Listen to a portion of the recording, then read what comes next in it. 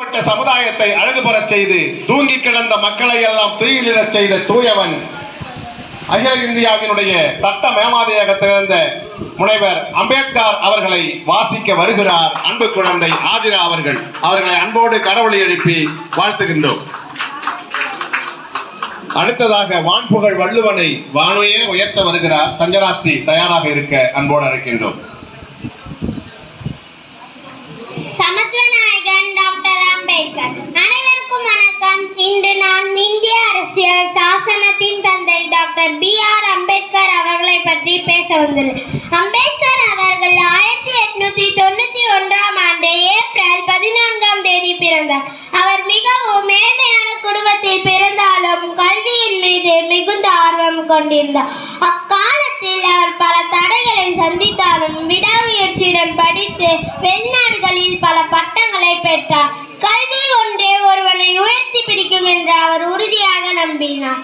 இந்தியாவில் இருந்த தீண்டாமை மற்றும் சாதி வேறுபாடுகளுக்கு எதிராக அவர் போராடினார்.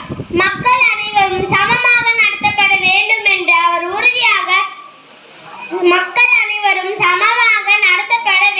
என்பதற்காக அவர் தன் வாழ்நாட்டையே அர்ப்பணித்தார்.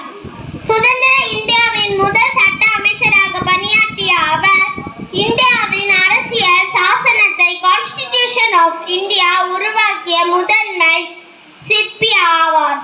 இன்று நாம் அனுபவிக்கும் அடிப்படை உரிமைகளுக்கு அவரே முக்கிய காரணம்.